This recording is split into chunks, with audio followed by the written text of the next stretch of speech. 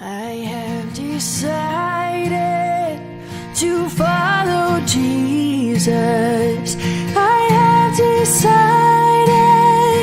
to follow Jesus. I have decided to follow Jesus. No turning back, no turning back.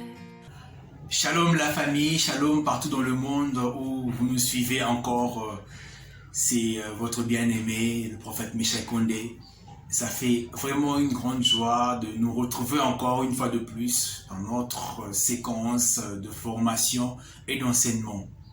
Nous poursuivons toujours nos enseignements sur comment être puissant et être utilisé par Dieu.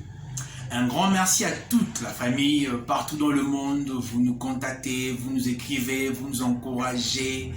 Et du jour au jour, Bible Ministries ne fait que grandir. Il y a maintenant beaucoup de pays dont il y a de l'extension via WhatsApp et ça fait énormément plaisir. Aujourd'hui, nous allons parler sur le 4e point. Comment être puissant et être utilisé par Dieu. Nous le tirons dans le livre de Luc 4. On nous dit que Jésus, après le Jourdain, remplit l'Esprit de Dieu et puis la puissance qu'il a reçue, l'Esprit, lui a conduit vers le désert. Imaginez un peu. Je sais que pour les gens qui ont vécu le baptême de l'Esprit, ça fait une sensation merveilleuse. Donc, du genre, on veut prêcher, on veut adorer, on veut dire à tout le monde combien Dieu est bon. Mais on nous montre aussi que cette onction, ce baptême de l'Esprit, cette puissance que Jésus a reçue, lui a conduit dans le désert. Et dans le désert, c'était pourquoi? C'était pour faire un jeûne de prière et puis pour être tenté. La Bible précise bien que Jésus était conduit dans le désert pour être tenté par l'ennemi. Laisse-moi te dire, si quelqu'un veut être utilisé par Dieu puissamment, sache que ton appel t'amènera au désert. Ton onction t'amènera au désert. Ta sanctification t'amènera au désert. Et toi, enfant de Dieu, tu dois l'accepter. Parce que le désert fait partie de notre vie. Le désert, c'est quoi au juste, mes frères et sœurs? Le désert, c'est un lieu où il ne fait pas beau vivre. Il n'y a pas d'eau. Le soleil fait très chaud pendant la journée. Parce que le soleil est accablant. Et la nuit, il fait très froid, comme en hiver. Et c'est là où l'onction t'amène. C'est là où ton appel t'amène. C'est là où ta sanctification t'amène. Pour être éprouvé. Et là au désert, tu croiseras des tentations. Tu croiseras des contestations. Tu croiseras des persécutions. Tu croiseras des moqueries. Tu croiseras toutes les choses possibles pour te décourager de sortir du désert. Mais laisse-moi te dire, la Bible nous dit dans Apocalypse que celui qui resta jusqu'à la fin sera sauvé. Jésus n'a pas écouté ces jours dans le désert parce qu'il savait qu'après le désert, il y aura une providence divine. Mon frère, ma soeur, partout dans le monde où tu es, sache que si tu commences, tu te décides à travailler pour Dieu, tu te décides à te sanctifier, tu te décides à quitter tout ce qui est mauvais, sache que ton désert commence. Et dans le désert, tu te retrouveras seul. Seul, où personne ne va te comprendre. J'aime bien toujours parler des expériences vécues.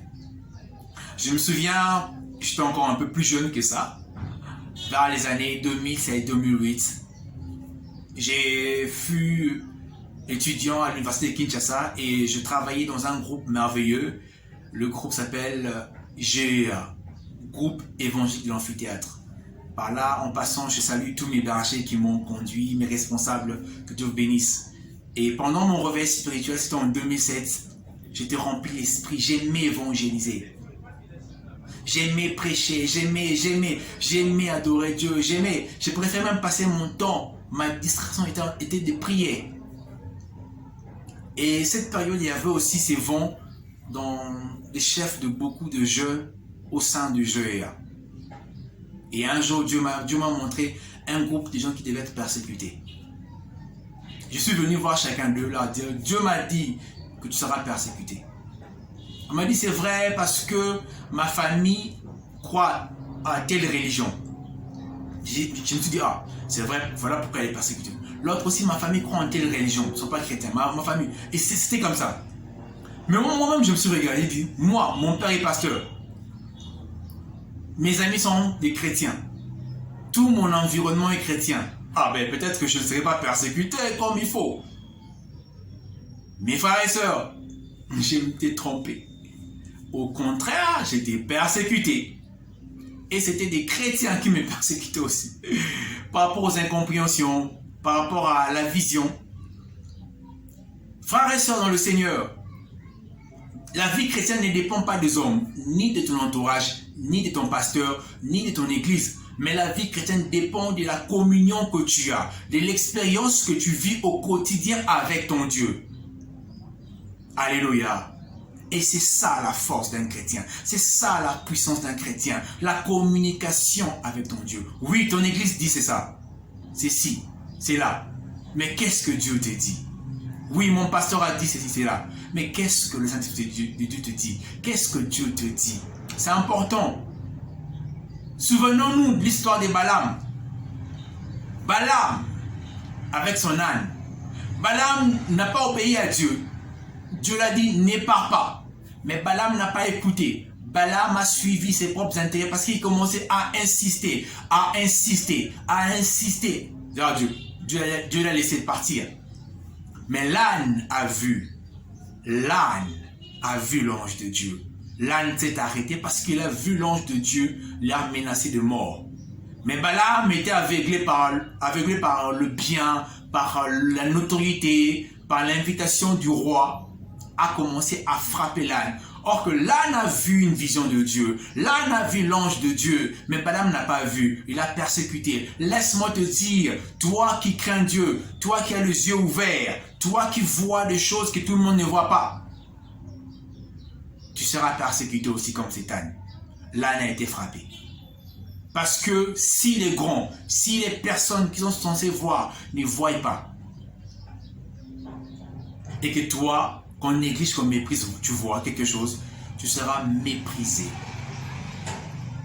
Mais ne perds pas espoir. Car on nous montre qu'après la tentation, Jésus a vaincu.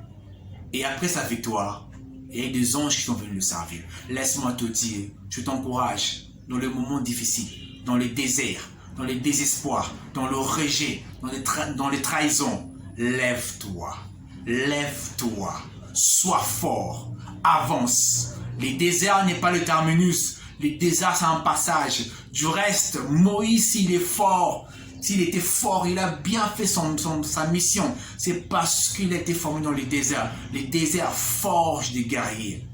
Tu es un guerrier, tu es un homme fort, tu es une femme forte. N'aie pas peur du désert. Avance, avance, avance. L'onction t'amène au désert, mais c'est pas pour que tu restes. Tu ne mourras pas au désert, tu sortiras vainqueur. Et crois-moi, Jésus est notre exemple. Il a vaincu et toi aussi, tu vas vaincre. Que Dieu nous bénisse. N'oublions pas de nous abonner, n'oublions pas de partager. Et désormais, frères et sœurs, ne nous plaignons plus pour le désert. Ne nous plaignons plus dans le désert. Les déserts, ce n'est pas une finalité. Les déserts n'est pas une finalité. Quand Dieu t'accompagne, que Dieu nous bénisse. Que Dieu nous bénisse encore. Je vous aime beaucoup. Toute la famille Bible Ministries, que Dieu nous bénisse. Amen.